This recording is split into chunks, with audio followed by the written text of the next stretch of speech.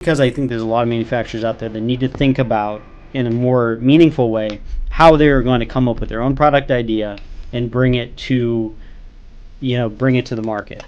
So, it sounds like step one, have a good idea, right? Yes. Whether that's generated by somebody else or by yourself, have that good idea.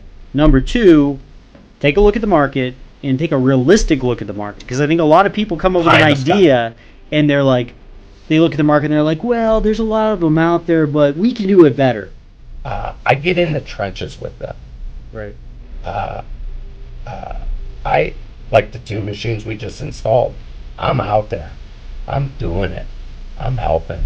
I'm pushing things around. I'm painting the floor. Yeah. And you gain respect from your employees.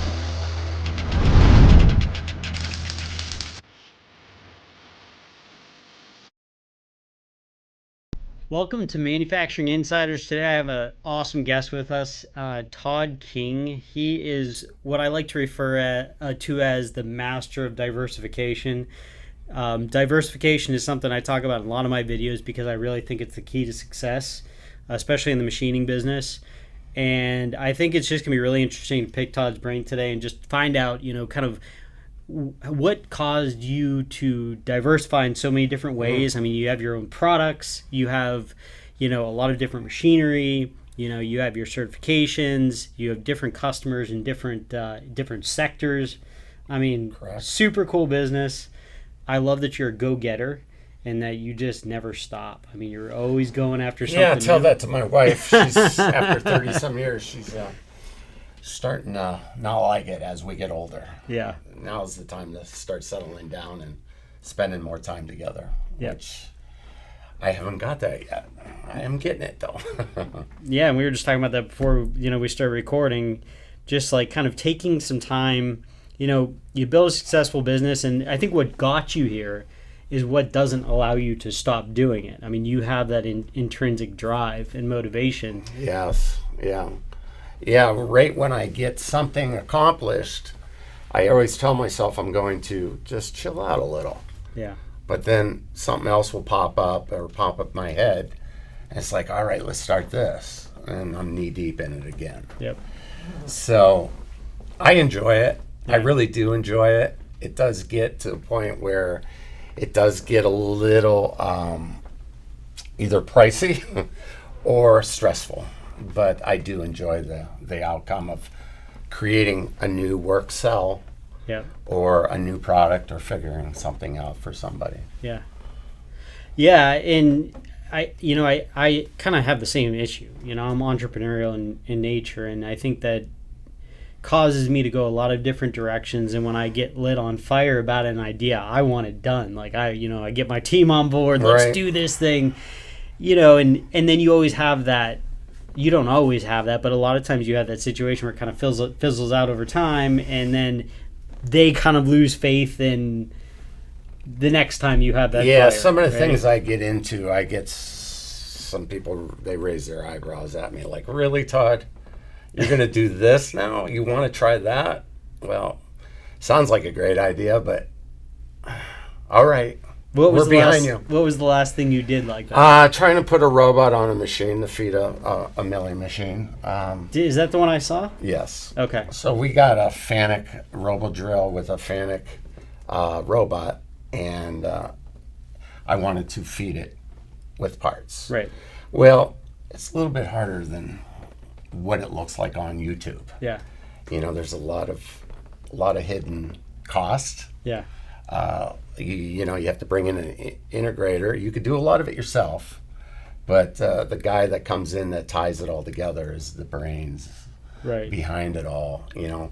And I do have one that's working with me that's telling me, Todd, you're going to need this module, and I don't buy anything new, really. I'll get it at auctions, or I'll buy it on eBay's a wonderful tool. Yeah. I usually never buy new.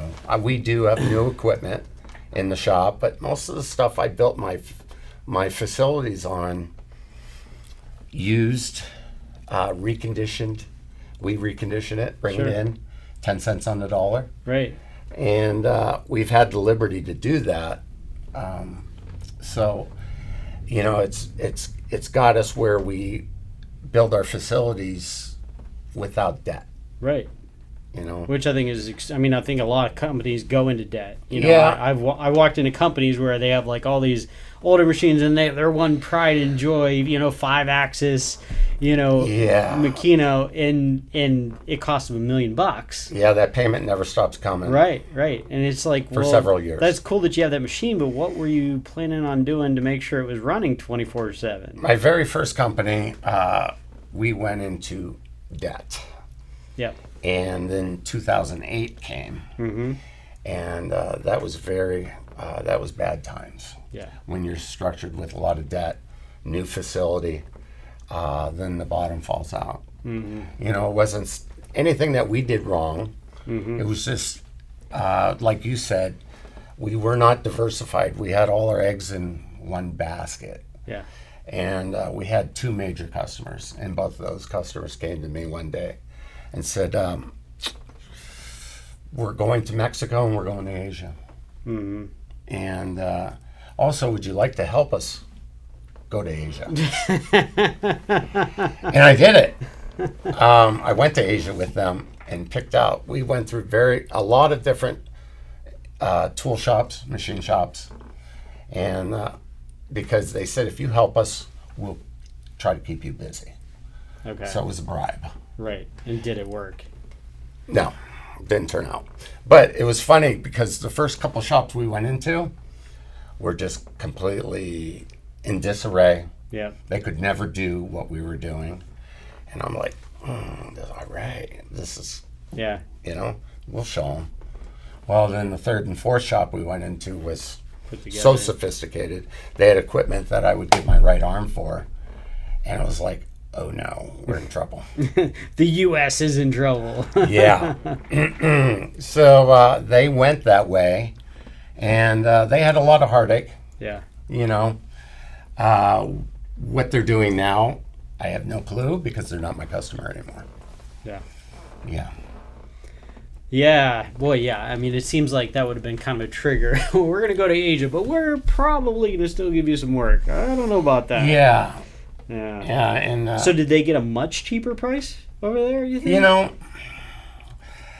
The initial cost, the initial price that the company would give the customer was low.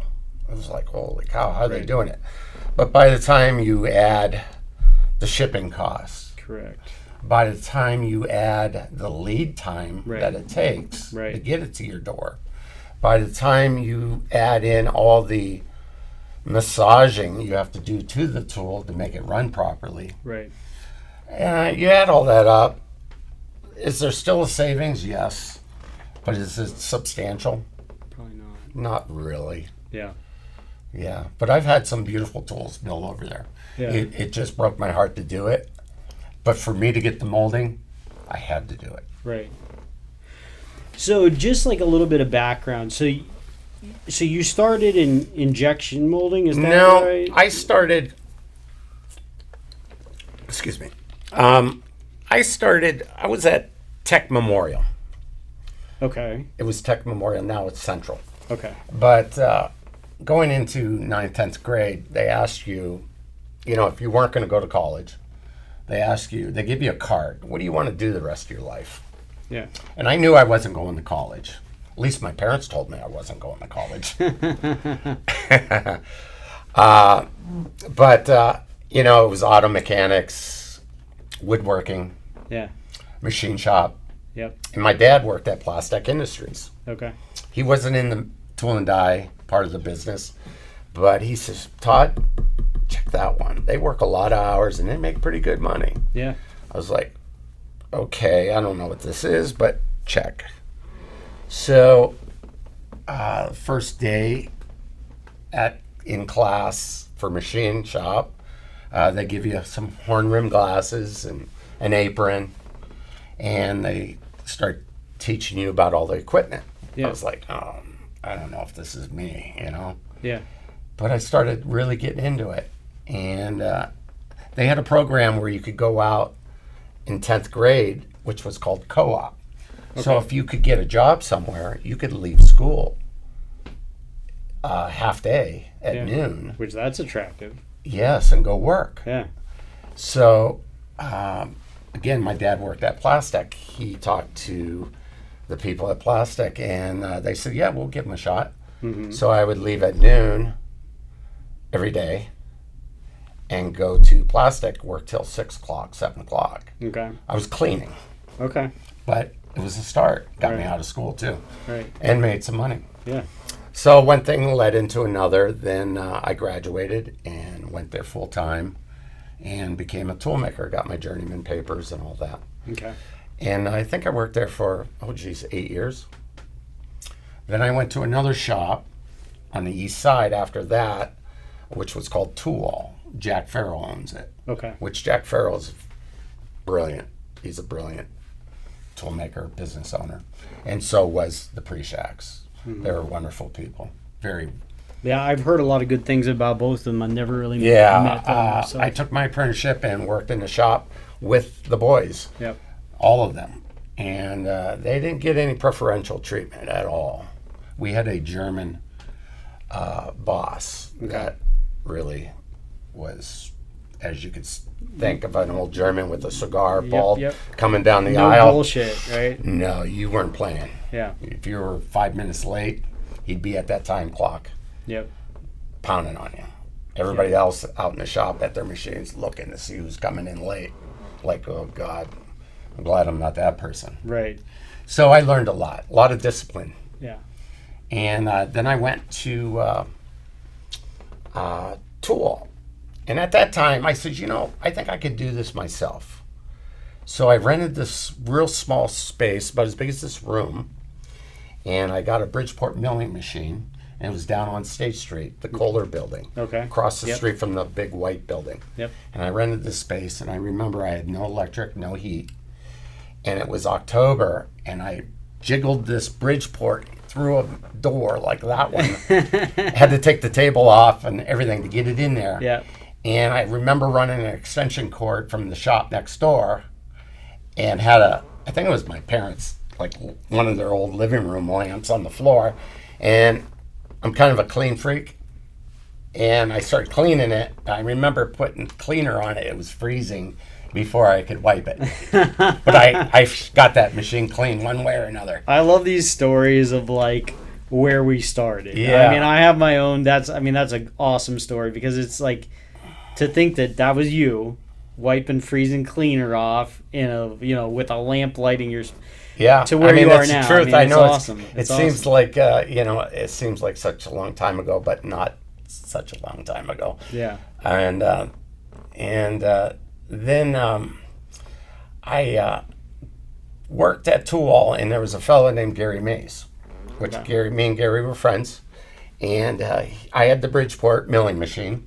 He had a surface grinder in a garage. Okay. I said, hey, why don't you bring that surface grinder down, and we'll have like a shop. Yeah. He's like, yeah, all right. So now we're partners. And you guys are just doing this like after hours. After hours. Side. Yeah. Okay. So if you could think about how the other employees thought of this. Oh, I'm sure they weren't super thrilled about it. No. Yeah. And we did this for, I would have to say a year. Okay. And it was causing a lot of ripples through the shop. Like, we would take our vacation and we'd go down to the shop and build parts. Right.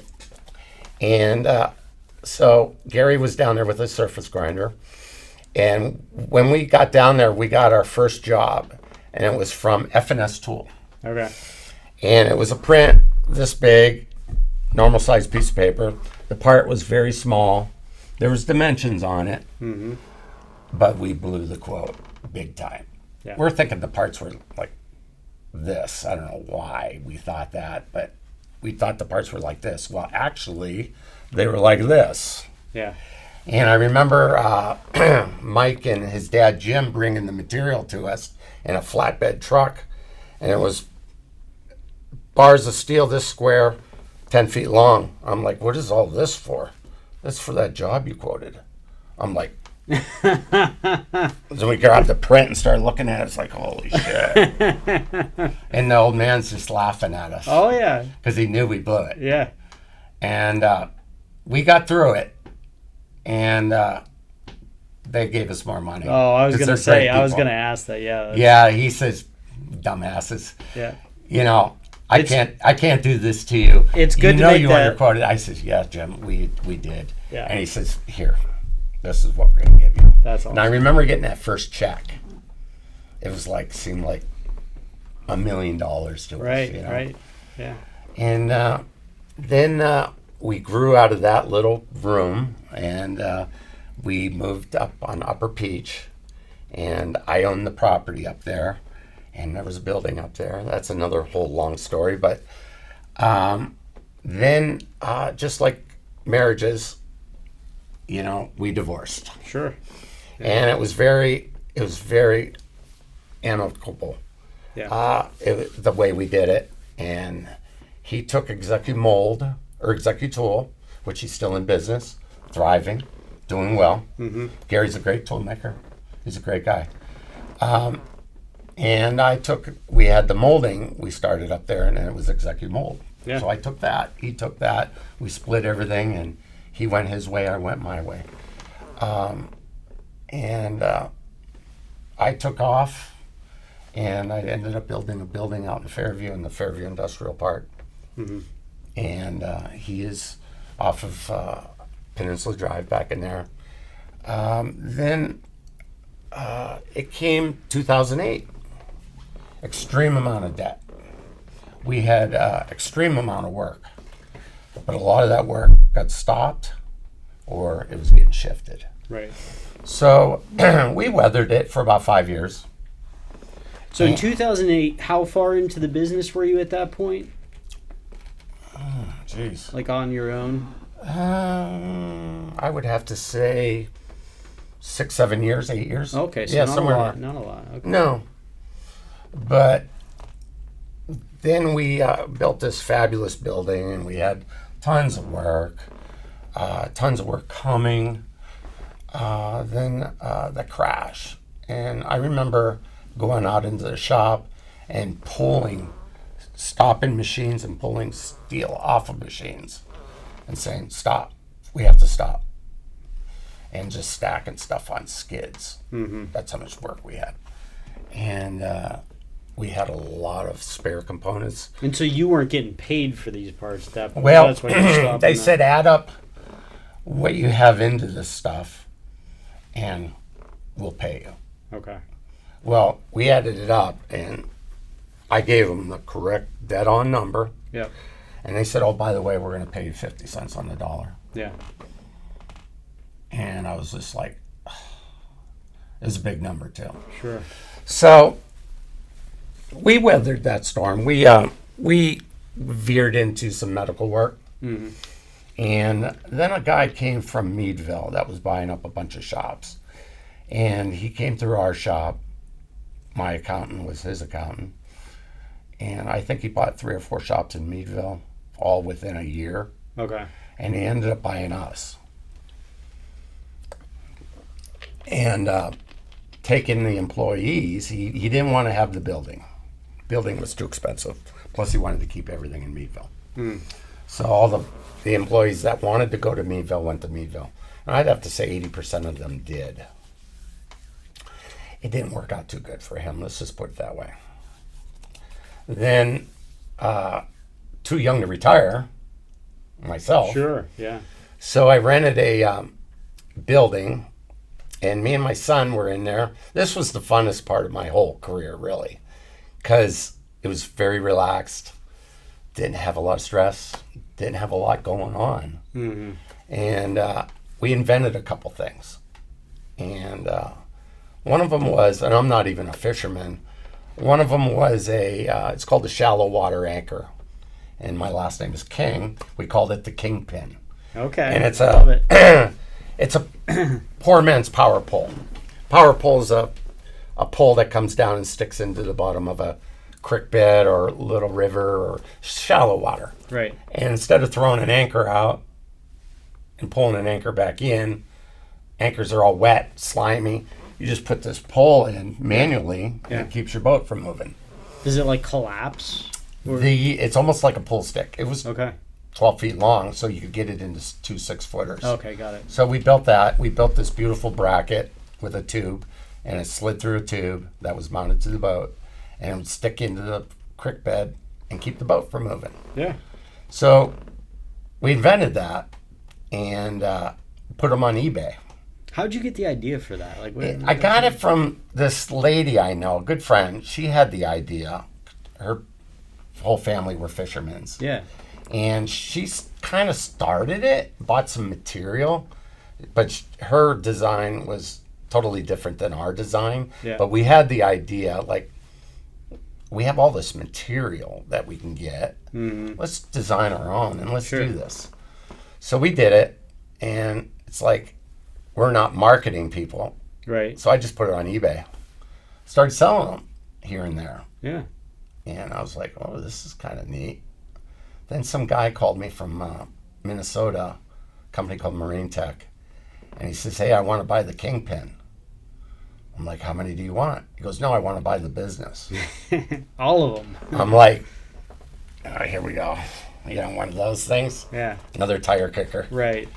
But I looked him up, and he owned this company called Marine Tech, and he sells all kinds of boating stuff. Yeah.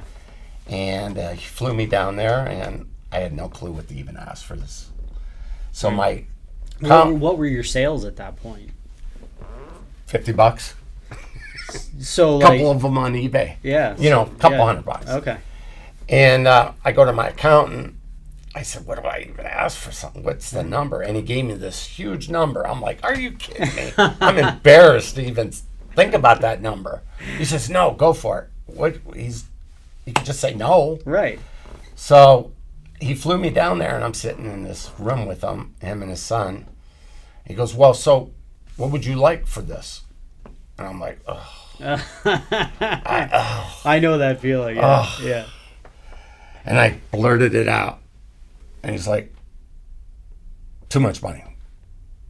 I said, well, that's what I got to get out of it. And I said, as a matter of fact, I got other people looking at it. Which I didn't. Right. And I left there that night and went back to my room. And I had to leave at like 11 o'clock the next day. And he called me about 7 o'clock. He says, hey, let's meet for breakfast. Yeah. And he gave me what I wanted. Oh, I couldn't believe it. That's awesome. It's like hitting the lottery, really. Yeah. I mean, it wasn't a lot of money. But right. But it was more than, what you probably would have sold over the next 5, 6, 7 years. Exactly. Yeah. So ended up, we had a contract to build them for 5 years. And going into the 5th year, it's like, I'm not seeing any orders anymore. And I called him. And he says, we went to China with it. Thanks for the heads up, bro. Yeah, I had some inventory, but not a lot. So I didn't get hurt. Right. But it was just, why? Yeah. Why would you do that to me? Yeah, I mean, that's fulfill the 5 years at least. Right. Or tell me what your plan is, and I'd work with you. So he didn't even fulfill the 5. This was country. It was written down. It was signed. Yeah, but you're gonna fight it. Yeah. Well. You could fight it. What are you going to spend to do that? But I mean, it is a great example, though. I mean, and I always advocate for this. I made a video recently about 5 types of diversification a manufacturer can do, and one of them is in your offerings. So most of the manufacturers that I work with are contract manufacturers. They'll do contract work. An OEM has a part that they need made. They contract to do it. They make it. They make a margin on it, and the machinery that it takes to do this is phenomenal. I mean, you have to have some pretty awesome machines to be able to make these parts. So it makes perfect sense to come up with your own idea, make your own part, and sell that product. It's so smart. And then, you can sell the business like you did, or you can just continue making that part if you know how to market it. Yeah, coming up with the ideas and that part that isn't out there. Right. It's kind of tough. But everybody has that idea person in their life, right? That person that's like, yeah, you should do this, you should do this. The 2 products that we built was somebody that kind of told us, hey, it would be great to have this. What do you guys think of that? And I've had people over the years come to me with these dreams, Yep. and I've got sucked into a couple of them Sure. for them. Yep. And it's like midway through, I'm just like, this is kind of a dumb idea. I don't think this is going to go. Right. But I do it because I helped them, and they were great people, and they had this dream. Right. Did it make me any money? No. Yeah. But I met some great people, and I can at least say that I helped. So I would assume that your experience with the anchor system, kind of, you kind of got lucky with it, right? With that first one. Absolutely. But then that gave you some ideas and some ways to think about developing a new product that, when you decided to make the TV Shield, you had already worked through some of those issues, and you probably had a pretty good idea that it was going to work. Or Yeah.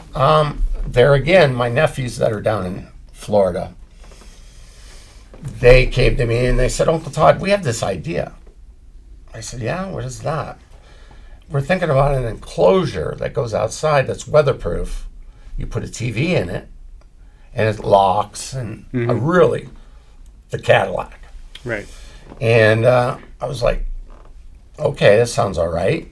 And so we looked at the market. There wasn't a lot of that out there. There was covers, like vinyl covers that you put on, and with stretchy things that kind of keep them on. But there wasn't an actual hard unit that you could put a TV in that was secure. Right. So, again, my son, which is on the spectrum of being brilliant, pain in the ass, but he's brilliant. I love him to death. But he comes up with some ideas and some ways of doing things that is just beyond me. I don't know where he gets it from, but he says, "Yeah, let's do this. It sounds like fun." So he designed this whole thing, and it has taken off. Yeah. We sell a couple thousand of them a year. Holy crap. It's called the TV Shield. Yeah. And I'm in collaborations with my nephews. They do the marketing, and we do the manufacturing and inventory and ship. Yeah. And it is not just saying it because we build it. It is the nicest enclosure out there. Yeah. Since then, there's probably 3 or 4 other players doing this. Mm-hmm. And we've got them. We bought them, and we dissected them, and really chintzy. Mm-hmm. The problem with ours, it's expensive, and it puts us in a category where not a lot of people are going to buy it because it's so nice. We do sell them. We sell a lot to hospitals. Okay. We sell a lot to prisons, Okay. restaurants, Yeah. outdoor menus. So they can change it right from their office, the menu on the screen. Yep. So we do sell a lot. The problem that we see coming downstream is outdoor TVs are starting to come down in price. So basically, the outdoor functionality is built into the TV. The only thing with the outdoor TVs, they're not protected. Right. Someone can still throw a beer bottle at it and just blow the screen up. Right. But they are weatherproof. So I want to, kind of like hit this a little bit harder, just because I think there's a lot of manufacturers out there that need to think about in a more meaningful way how they are going to come up with their own product idea and bring it to the market. So, it sounds like step one, have a good idea, right? Yes. Whether that's generated by somebody else or by yourself, have that good idea. Number two, take a look at the market and take a realistic look at the market. Because I think a lot of people come up with an idea and they're like, they look at the market and they're like, well, there's a lot of them out there, but we can do it better. I think you need to think of something else at that point. Yes. So step two, come up with, take a good look at the market and really know in your heart that product does not exist on the market or exists in a very limited capacity. The next thing you need to do is you better be willing to spend your own money to get it built, then go on to the marketing part of it. Mm-hmm. And you want to make it, some people make it where they're trying to cut corners and cheapen it. I'm not that guy. I want to build it right, American made, robust. Yep. You know, there's so many ways to cheapen something. Right. You may sell more of them. Maybe I'm wrong with my thinking, but it's the only way I think. Well, it sounds like that's your competitive advantage right now. Quality. Right. It's quality. Yep. Yeah. Yeah. You know, and honestly, it doesn't have to be a super complex idea either. No. You know, I mean, I wish I would have invented the paperclip. Sure. Seriously. I mean, that's... Yeah, the rubber band's not bad either. Yeah. But, I mean, I know people that they just make metal boxes, but they have different applications, you know? Sure. So, like, you know, one of them, they're, what are they called? FEMA enclosures? Mm-hmm. Is that the abbreviation? Like for electronics? Is it FEMA? Good question. I think you're getting it. Let me look at it. I mean, FEMA's on everybody's mind right now. Well, yeah, I don't think it's FEMA enclosures. Did I say that wrong? It's something like that. Enclosure. No, that's wrong. NEMA? NEMA enclosure. Okay. Close. Yeah, so NEMA enclosures. Yeah, so FEMA is too much on my mind. So yeah, I mean, it's a pretty simple box, right? You know, that electronics can go into. I have somebody I worked with in the past that made their fabrication shop, and they made these heavy-duty metal lock boxes that would be used for like, you know, milk delivery on your porch or package delivery. Mm-hmm. You know, so like these aren't really, really hard products to design, but the fact that you have the tooling and the capabilities to make it. Yeah. Yeah, instead of sourcing it out to someone else and spending more money, right, than you would if you were doing. Plus, you could shift pretty fast if you're doing it yourself. You can, you know, shift gears. Yeah. Versus going to someone else and explaining. Right. But diversification in business is key, especially key for me. Yep. For what I went through the first time around. Yep. Because I was not diversified. I'm not in the tool and die industry anymore, except for I did start a tool and die division, tool and die polishing division. Yep. In a separate building, and we have 5 polishers that do tool and die polishing. These guys are under microscopes 10 hours a day, 5-6 days a week. Yeah. It takes a really different cat. Which that operation is so cool. I mean, I had no idea. I mean, you're literally polishing this stuff to the point where it looks like a mirror. Exactly. Like you're looking in a mirror. We go to a diamond finish. And the key to polishing is not to break a corner. Because the edges are supposed to be razor sharp, and they're supposed to stay razor sharp for a reason. Right. Because plastic goes through this, and plastic will leak, or what they call flash. So shutoffs have to be perfect. The edges have to be perfect. Yep. And to put these finishes on, because you're in there with hand tools, ultrasonics. Mm-hmm. You know, if you do a little whoopsie and fall onto an edge, you got a problem. You got to start over. Because that part could be scrap. Right. And some of these parts that we work on could be $5,000 a block. So these guys that I have working for me, they've been doing it for a minimum, each one of them, 25 years. Wow. Yeah. And it's tedious it's work. Very tedious. But I got a great crew. Yeah. I got a great crew. So what type of plastic part needs that sort of a polished mold? Well, if you look at anything like this clear, plastic bottle, like this here? Yeah, this would be a thermoformed. But if you have a container or a plastic medical part that's clear, yep, that's all diamond. Okay. Because it's the only way that you could achieve a clear plastic part is to put to have a perfect finish. Gotcha. A lot of finishes like this cap. This could also be diamond because it's pretty shiny. Mm-hmm. But a lesser of a finish, and it's mostly for getting machine marks out, so the part looks beautiful. Right. And also release, so the part comes off the tool. Right. Slips off nicely. If it's still machine marks in it, what we call EDM, electrical discharge, Mm-hmm. you have that rough, pitty surface. Yep. The part's going to stick Yep. and not come off. So we go in there and put certain finishes on certain components that the customer dictates Right. on the print. And I know a lot of times, like for the mold release, they use like Teflon based coatings and There are stuff like different that. platings, yeah, you could put on after you polish. After you polish. Yes, to make it release. If it's a tricky area where it may have a little undercut because it needs to be like a little hook Yeah. type of surface, that needs polished. You may even break a couple of radiuses on it and then plate it so it really comes out. Right. Gives it an advantage, the plating. Gotcha. Okay. And there's different exotic platings out there.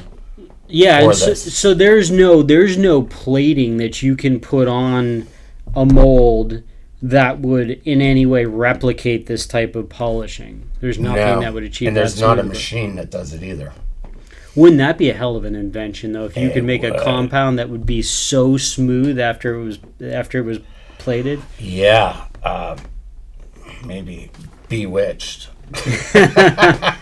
But I had no concept that had to be done, and pretty much has to be done by hand. I mean, the olden days, it was like, let's make it look kind of pretty. yeah, Now it's a whole different ball game. I mean, we have to be under microscopes because some of the stuff is so small, and you can't see with your naked eye. And a lot of stuff that we're polishing now too, it's requiring us to hold some dimensions. They'll tell us a certain sidewall will need to be within 2/10 of an inch, yeah, and they'll leave maybe 3 or 4/10, and we polish. Then we check with indicators or a CMM. mm-hmm. Then go back and polish a little bit more. Yep. Check, polish a little bit more. Then you hit your number. So Wow, that's very time consuming. Sometimes most of the time it takes more time to check than it does to do the polish. And I would assume too that there wouldn't be an extreme amount of longevity with this high of a polished mold. Like you're gonna have to, after you pour plastic through it, 100, You'd 200 be surprised. times. You'd be It surprised how, holds? if you don't get in there with, I've seen people stick a part and they get in there with a screwdriver, Oh yeah, and gouge the sidewalls out. Yeah. I've seen that before. yeah, Usually happens on second and third shift. yeah, right. Yeah, well, that's awesome. I mean, so what percentage of like plastic molds, for example, would you estimate require this level of finish? Is it pretty rare? Well, I would have to say 100% of molds require polishing. Right. This, I would have to say, what we're doing with some of the medical, some of it's consumer products. I would have to say maybe 30% Okay. get this. And do you degree of just do? attention. Do you just take jobs that are that diamond finish, or will No. you do kind of lower levels of? Yes, yeah, we will. Okay. The guys don't like it, Yeah. but we do. Okay. The customer, if they have something like that, you take that with the high-end stuff. They don't like it. Makes everything, the shop dirty. Right. When you get something big and Sure. you're using a profile, maybe a little grinder or something, and this guy's over there like this, and then you got a guy over there Yeah. hogging away. But we do it. We can lift up to 8,000 pounds. Wow. So some of our stuff is an ounce. Then we go up to 8,000 pounds. We have metal tables, Yep. sucker systems, Yep. kind of heavier duty grinding. So, aside from the polishing aspect of your business or that division, what kind of work do you really specialize in your machine shop? Like, what kind of job, if you got it today, you'd be like, this is exactly what we're looking for? That's a whole nother beast. I'll back up how I started it All because right. it's kind of entertaining. Yeah. I have this tendency, well, not tendency. It's an addiction of buying and selling equipment. Yeah. Also, because I have this place in Cleveland that there's truckloads of equipment that come into this place. This place buys out companies that go out of business. Okay. Or getting rid of a division. Yep. And they don't want to have an auction. So they call this place in. Yeah. And it's called HGR Industrial. I was wondering if you were going to throw it out there. Yeah, that's a hot tip. Yeah. It is a hot tip. I've been going up there. So you said it's HGR Industrial. They're HGR Industrial. Euclid, Ohio, by Cleveland. Okay. So I've been going up there, and the fellow that turned me on to this was the old guy that rented me my first place. Okay. My little room. Yeah. And I asked him, where do you get this? Where do you get that? Oh, go up to HGR. I'm like, well, I never heard of it. So I took a drive up there one day, and it's like 500,000 square feet. Wow. Of just, if you knew what everything was in this place, you'd be a genius. Yeah. But equipment from water fountains to large CNC machines. Yeah. So, I forgot where I was going with this. So I buy and sell equipment. So I got online one day, and I seen this huge lathe, brand new, 3 spindles on the front, 3 spindles on the back, and I'm like, intrigued. And it's in Cleveland somewhere. Mm-hmm. Don't know. But I'm thinking, well, at least it's not far away. So I put a bid in on it. I mean, this machine looked like it cost $500,000. Sure. And I put a bid in on it for 10 grand, just for fun. Right. So I checked back a day later, and the auction's, I mean, it's getting down to like 2 hours. Yeah. So I'm like, no one's bidding against me. Like, usually people bid at the last 10 minutes. Right, yeah. So all of a sudden it's down to 2 minutes. I'm like, what the heck? Oh no. Winner. I'm like, oh no. So I go out in the shop and I tell the guys, and they're just like, oh no. Why? I said, I don't know. It seemed like a great deal. I didn't think I was going to win it. Yeah. So right away, I call the auctioneer to try to sell myself that I got a good deal. Yeah. And I call the auctioneer, and he's like, oh my gosh, I can't believe no one bid on this. We have 2 other ones here. And yeah, you won it. You ought to look at the other ones too. So I'm like, I don't even know how to run a lathe. Mm-hmm. I mean, I have people now that knew. But so 10 minutes later, the auctioneer calls me back, and he says, hey, we made an error. Just talking to the owner, told him that the machine sold for 10 grand. The owner's upset because we were supposed to put a reserve on it for 75 grand at least. Oh, man. He goes, the owner said, if we send you a check for $5,000, would you forget you participated in this auction? I'm like, done. Done. So I go back out in the shop. I said, now I'm the hero. Yeah. Before I was just easiest $5 grand you ever made. Yeah. Like, what are you going to do with this now? Yeah. So they're like, are you serious? So at the same auction, I bid on a pair of calipers for $40. So I'm so curious. I drove up to Cleveland, and it was at the IX Center. I don't know if you've ever been there, but it's like one of the biggest buildings, definitely in this part of the region. Yeah. And they have shows, motorcycle shows, where people are jumping with motorcycles. I mean, it's just huge. So the guy that owns the IX Center, he's a billionaire with a B. Mm-hmm. He was a billionaire back in 2008. You know, the stories go back to that point that I read about him. But he buys companies, and these machines were in development. And he bought the company. They weren't finished. He caged an area off at the IX Center, put the machines in there, hired a bunch of engineers, bought a bunch of equipment, lathes, mills, comparators, all this inspection equipment. And he was going to have them finished, which he did, then market them. Mm-hmm. Well, something happened where he lost interest. So they sat. Now it's time to get rid of everything. So I'm looking at all the inventory. They had inventory for 10 more machines. A lot of electronic inventory. If anybody knows anything about Fanuc drives and Fanuc servo motors. This stuff was in crates from probably 50 feet of ridge rack, 4 high, full of this stuff. Wow. And I'm looking in these crates, I'm like, oh my gosh, this stuff sells. You know how I like to buy and sell. Yeah. I mean, $1,000. Yeah. And so the auctioneer says, hey, you want to meet the owner? I'm like, well, heck yeah. I never met a billionaire. So we went in the basement of the IX Center, and it was like Caesar's Palace down there. Mr. Park, Ray Park. And Ray was down there. He's 94 years old. And he looked at me, and he says, hey, you got any money, kid? And I said, well, not really, Mr. Park. He says, I know you got five grand. And I had a pair of Timberlands on at the same time, brand new. And he goes, did I buy those for you? Guy was sharp.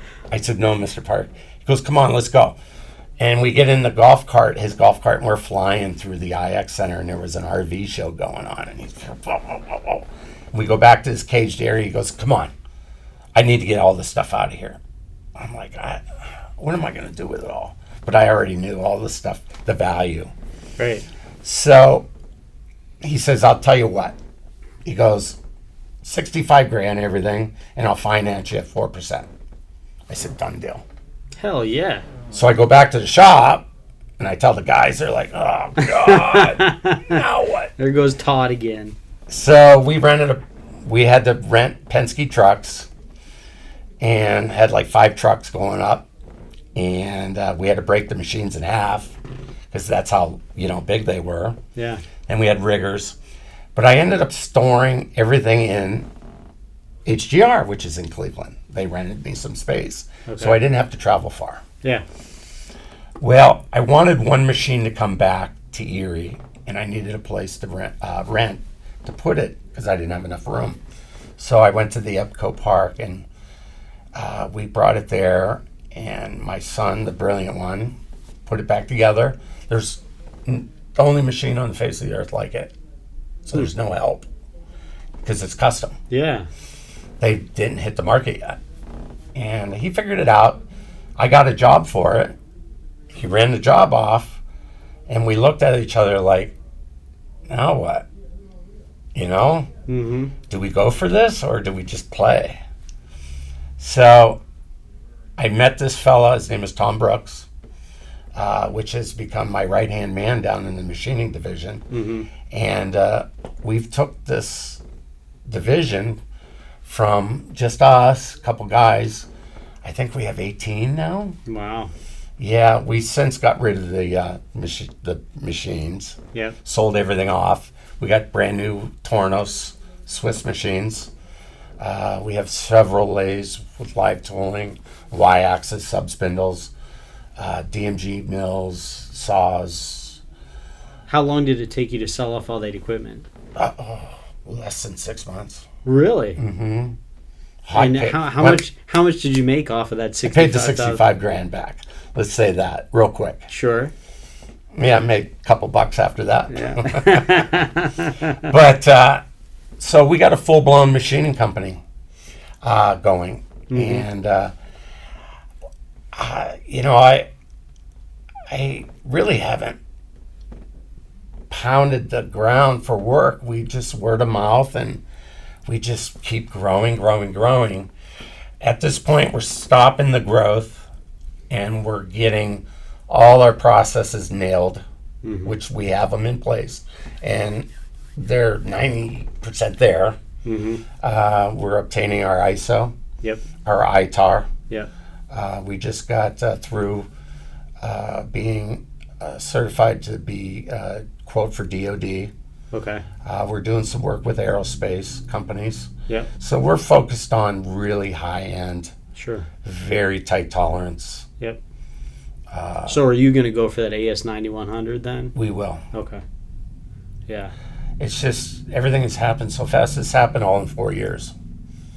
And again, a lot of the equipment there, we do have new equipment, but a lot of the equipment and cabinetry and workbenches I got from HGR. So it was I have this thing of staying out of debt and being diversified. Right. I'm not going to get myself into that situation again. Yep. No, that's smart. Yeah, and I mean, you're diversifying as far as your equipment goes, as far as the types of jobs. You're getting those certifications. Yeah. As far as your product offerings, I mean, so you're really hitting all the big ones. I mean, that's Yeah. You need to have the certifications in place so to play in that sandbox. right. Yep. We've done well without it, but you're only going to do so well as far as profit margins. Who are you using to get that? Get your ISO certs? We're using Matt Coppola. Okay. Yeah, I And refer. you know who else we work with really tight is the NWIRC. Yeah, they're great. Andy Yep. and his Andy team. Itzig, yeah. Also Brianna. Almost Wagner. everybody I have on here locally brings them up and how great they are, and yeah. Fabulous. I've worked a lot with them too because I built that website Tri-State Manufacturers Marketplace a number of years ago, and basically my goal was, we work with a lot of manufacturers, and the goal was, let's find a way to make it easier for manufacturers in the region to identify and find the right partners, find the right suppliers. I met you through Andy because you did my webpage, and that was Oh, that's right. That's that was right. a great experience. Yeah. And they don't pay the full bill, but what comes out of it is the networking through him, Andy, through you. Then it just keeps going. You attend different meetings that they have, and the networking is phenomenal. Yeah. And what I've found out in the last year, the networking through LinkedIn is phenomenal. That's powerful. Yeah, I've been using LinkedIn quite a bit too. Very I got powerful. that Sales Navigator, and I actually use that to kind of identify people to come on the podcast too. So it's been working pretty good. Yeah, I never. A lot of people look at these different organizations like the NW. Oh, that's too much paperwork. That's too much. They're not going to help me out. It's untrue. Yeah. They walk you through the paperwork, and it's not really a lot of paperwork. It's very helpful. Even the monetary assistance. It may be 10 grand. Yep. But that's a lot of money to a small business. Right. So, and it's the people that you meet that is connected to the whole program is what's valuable. Yeah, and I mean, I think that little bit of financial incentive too for some of the marketing projects gives some of the small shops the kick in the pants they need to do it, whereas, otherwise they just wouldn't, and they would just let it sit there. I mean, I've worked with numerous shops that have gotten one of those grants and built a website that they wouldn't have done otherwise. Right. And then they started to see some leads come in, and then they started to get some stability in their business. And I can't tell you how many shops probably wouldn't be here today Right. if they hadn't done that. Yeah, just like with the ISO and the ITAR, Andy can give you the money, but he also gives you the person that could help you initiate it. Right. Yep. Which is, I didn't know these people. Yep. I would have never known these people. Yep. Is it local? Is it a local company? He's out of Meadville. Okay. And, we have cybersecurity in place, but for ITAR, they're changing all the rules. Right, with that CMMC. Yes. So it's more stringent. Yeah. So we have to beefing up our cyber. Have they set a hard deadline on CMMC? 2025. Because they keep pushing it. Yeah. Like it keeps And, changing. the big thing was, I think when we first did our cyber, you do a self-survey. Right. We were at like 30%. It was embarrassing. Yeah. And it was like, don't worry about it because they don't have enough people on the ground to even check. Right. To push you into that 80, 90, 100%. Right. Don't worry about it. But now things are changing. They're going to start putting a lot of people on the ground to go to these different companies that say their cyber security's up to spec, Right. but they're not. Yeah. Same with ISO. A lot of people are ISO, but they're not, if you know what I mean. Yeah, I mean, I hear a lot of people say ISO compliant and stuff like that. Yeah.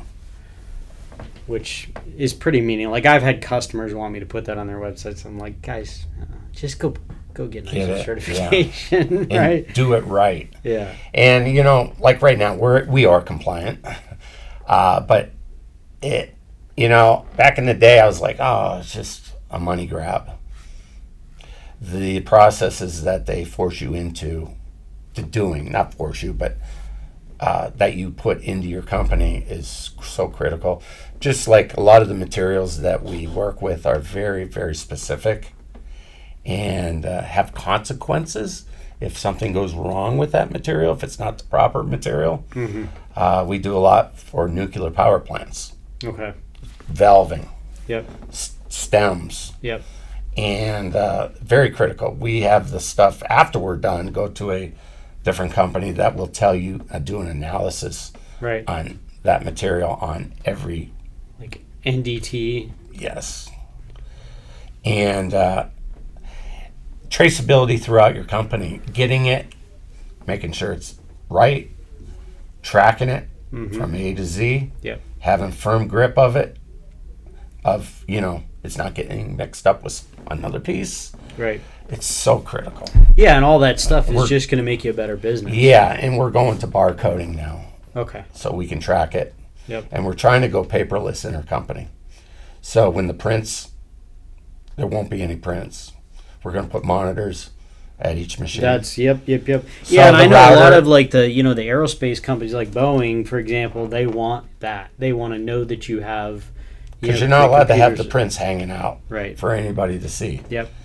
They say you're supposed to have the print, then you put it in a lockbox Right. at your machine. So I'm just going to do it where, well, we already started, where the router, flick a screen, prints, other screen for notes that could relate to the router, Yep. goes right back to one spot. Yeah, that's going to And make a huge difference. Can be taken out of that computer when that job is done. Yep. And, the paperwork, it gets lost. The guys are terrible. Mm-hmm. They're spilling coffee on prints, and you know how that goes. Right. Yeah. So, I mean, I think there's so many good topics we could explore more. We're probably going to have to start wrapping up, but just curious, one of the big drivers of this podcast is bringing value to other manufacturing Right. leaders. Like, what can we say to another manufacturing, president, CEO, shop manager, that something that you've learned that you think a lot of shops don't pay attention to that you think is extremely The important? first thing that some shop owner guy that I was trying to get work from said to me, he said, "Hey, kid, make sure you get a good attorney and a good accountant. And you're always 6 months away from bankruptcy."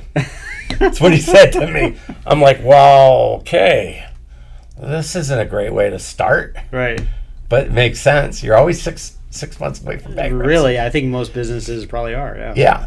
But what to take away from what would be my biggest thing?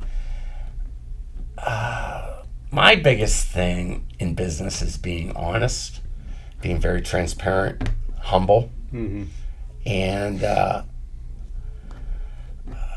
being kind to people. Yeah. And there's not a lot of that out there. I mean, I've been crucified many times by customers, Mm-hmm. and you get jaded after a while. Sure. But my customer I'd have to say, all my employees, none of them hate me. Right. You know what I mean? I That's think they'll all something, walk right? through fire for me Yeah. because we have that respect with each other, and I'll do anything for them. Yeah. I'm always there for them, and I get in the trenches with them. Right. I like the 2 machines we just installed. I'm out there. I'm doing it. I'm helping. I'm pushing things around. I'm painting the floor. Yeah. And that you gain respect from your employees. Yeah. You could never hit that point. I'm not too saying hard. everybody can Absolutely. do that, but I enjoy that. You need to at least try. And I mean, Yeah. I've had a lot of these conversations with successful manufacturing leaders, and that's across the board. one of the things that is pointed out is that you have to be able to get down on the level of your employees, show them that you're willing to get your hands dirty, show them that you're sharing their struggles. Absolutely. Because if you want to just sit in your office and kind of, criticize from there, then you're never going to get the respect. No. And yeah, I think that's a big one, is getting in the trenches with your employees. When something's going bad, get right in there. Yep. You don't be that selfish person that think you're better than somebody else. Right. Don't do that. Yeah. Because you will lose respect. And your employees are your biggest asset in business. Anybody can go out and buy machines and get loans. Right. But your employees, that is the driving force behind success. Yep. And don't try to be the smartest guy in the room at all times. I'm always learning from my employees. They come up with some great ideas. Yeah. And they stop me from doing some dumb things too. But I take that criticism. I'm good at it. Right. Yeah, I think that's important too, is having the humility to be able to accept criticism. Yeah. Empowering them. Right. Yep. Yeah, because if you're always the guy that has the solution and your idea is always right, then they aren't going to keep bringing up ideas. Yeah, they're going to be nervous. Right. To bring something up. You usually, when you do have a shop meeting, does anybody have anything to say? Nothing. It's crickets. Yep. After the meeting, though, they have a lot to say. Right. So you said most of your business is coming from word of mouth and just kind of existing relationships. Sounds like you have had some success recently with just the minor amount of work that we did with the website. Oh, yeah. The website has brought me a couple key customers. Good. Just people calling and saying, hey, I got this idea or I got this project. Would you like to be in? I'm like, that's really a nice thing when that falls from heaven like that. Yep. Because it's like, wow. Yep. You didn't have to work for it, kind of. I know. Just fell in my lap. That's why I preach it. And, one of my biggest customers right now is they called me from the webpage. A couple of things that we put on there triggered them to really focus. Yep. And they're one of my biggest customers right now. Wow. Yeah. It's tough work. Yeah. No one else wanted it. Yep. But we're successful with it. That's awesome. Yeah, and we've only really achieved the baseline, because when you build a website, you're setting a foundation for your future marketing. Yeah, so what you guys have done has been phenomenal. It really has. Good. Well, we can do a lot more, and you know that. Yes. So just costs money. Right. It just costs money, but it's ROI. That's why, the thing I love about it is that the process that we use, which you said somebody found you on Google based on things that we mentioned on the website. I mean, that's using the right keywords so that Google can find them and rank you for them. So that's called search engine optimization. The thing that I love about it is, we built that website a couple years ago. Yeah. And we haven't done anything since. No, right? And there's so many changes that have happened Yep. that should be put on there. That would make it so much better. Yep. My point is that when you do this process right, and you build, so your traffic's right here. You do more SEO, your traffic's right here. Even if you stop doing the service, you stop investing the money in it, you more or less maintain the result, which is not true of any other type of marketing that you could do for your business. People go to trade shows, people have a salesperson, people put ads in trade magazines, things like that.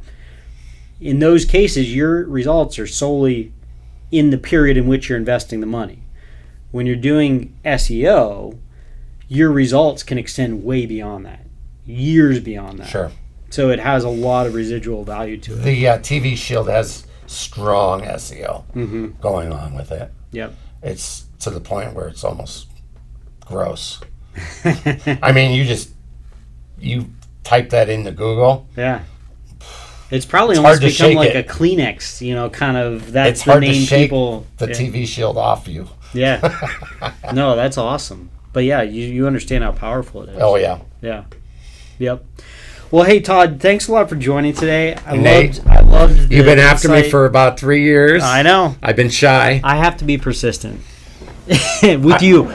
You're a busy guy. I understand that. I got to chase you down, but it was more. I was like, I kind of like to fly under the radar a little bit. Yeah. You know. Well, you have wisdom and insight to share, you know, and I Yeah, think that's I a figured big it was thing. a fun story, and Yep, it is. Yeah, and I think, you know, if more manufacturing leaders would be willing to extend their hand a little bit and help out the other guys, we that's could another really thing I love strengthen to our region. mentor. Yep.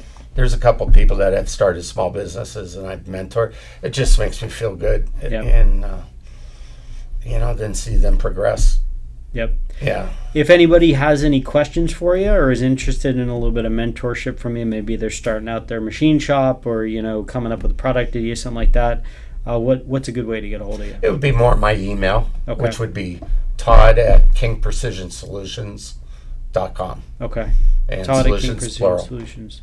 And, you know, I assume they could also just go to your website and fill out Yep. the form. You probably get that. Yep, exactly. Okay, perfect. Cool. Well, hey, thanks for joining today. Thank you, Nate. Awesome.